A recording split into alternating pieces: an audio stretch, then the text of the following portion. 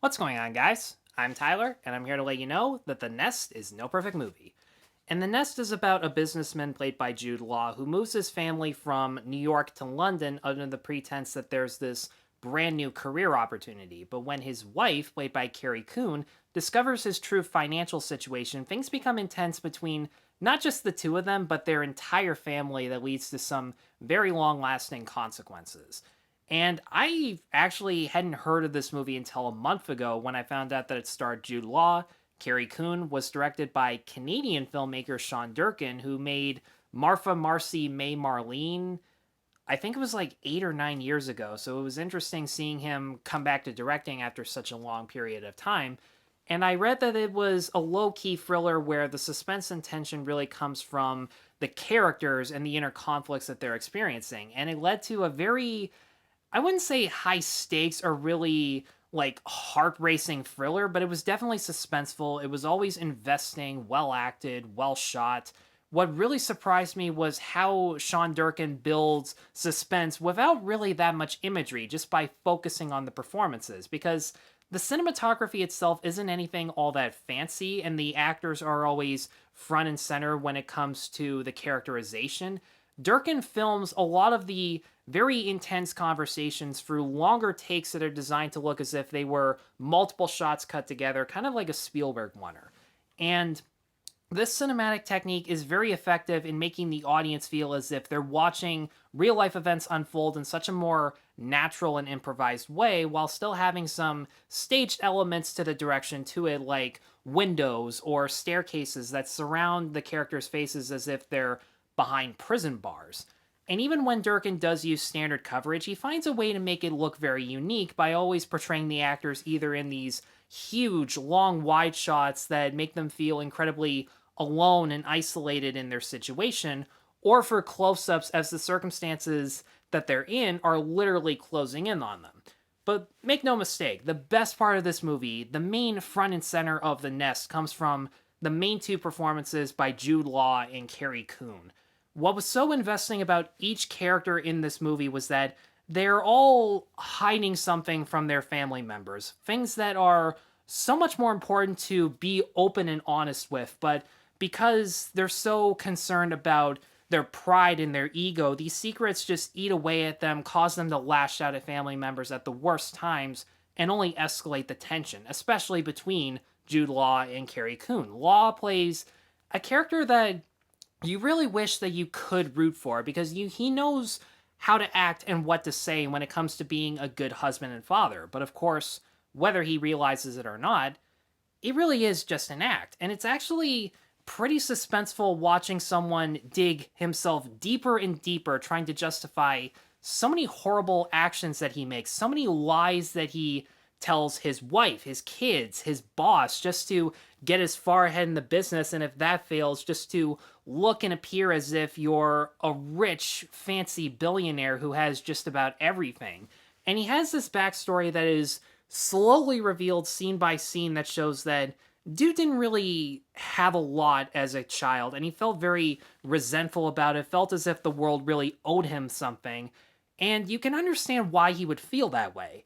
The problem is, there are certain things about his backstory that he doesn't share with his friends, his family, just about anyone other than the people who experience that pain along with them. So it's actually pretty suspenseful watching him dig himself deeper and deeper, especially during the conversations that he has between his wife, because without a doubt, the main star of this show is Carrie Coon. She gives a fantastic performance. I dare say it's better than her performances in The Leftovers or even Fargo. And she was really good in Fargo. But you definitely feel the most sympathy for her as a character when she slowly begins to discover the secrets that her husband has been hiding from her for years. And she has these low key expressions that show a lot of disgust and envy towards him. But whenever she's in public, it's the type of low key expressions that most people would just shrug off and say it's absolutely nothing, or just don't bother saying anything to her because they don't want to invade in her privacy or get in her business. But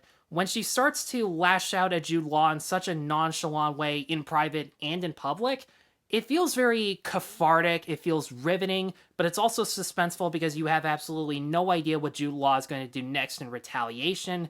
it's really good stuff. But she's not a flawless character either. In fact, the main tension, other than between her husband, is between her and her daughter, because what she doesn't realize is that her daughter has been listening to some conversations that she's had with other people where she feels as if she doesn't really have much of a choice to rebel against people who are making choices for her as opposed to choices that she wants to make in her life. And her daughter decides to rebel by having other people decide her actions for herself, just as a way of sticking it to her, saying, you know what?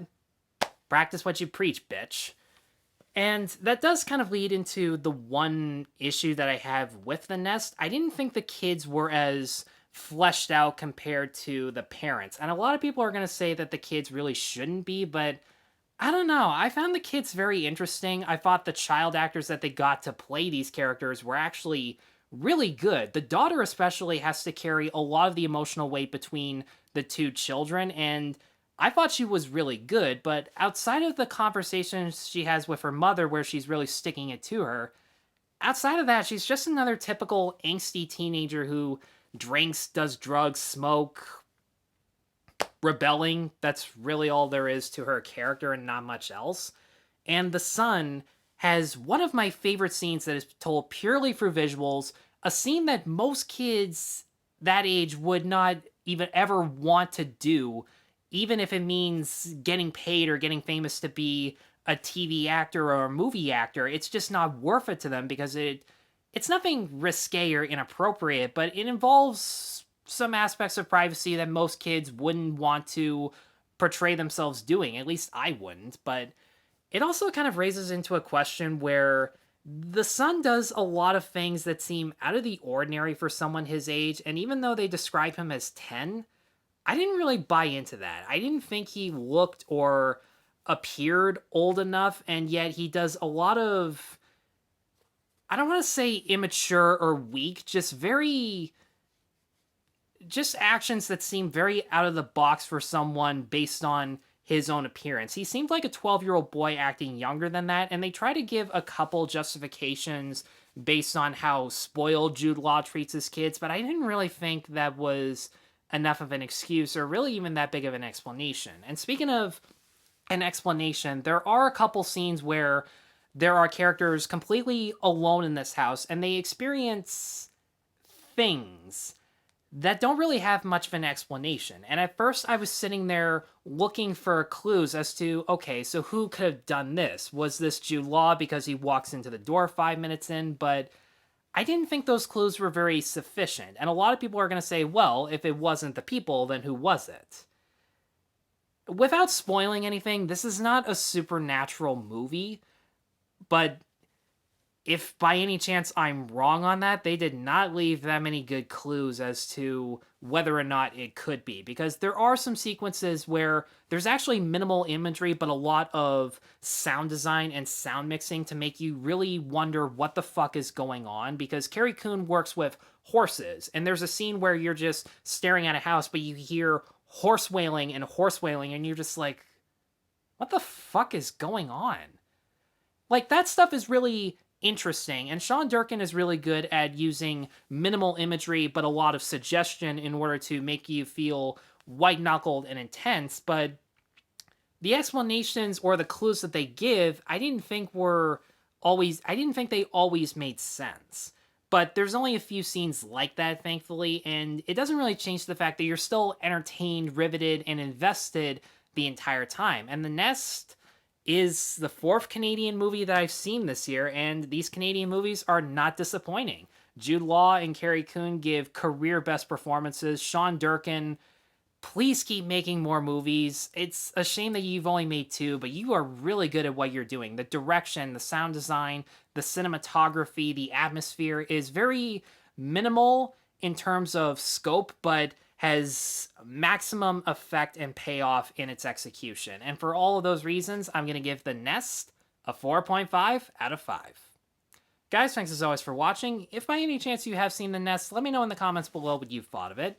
Be sure to stay tuned for more movie reviews, and be sure to like and subscribe. Take care.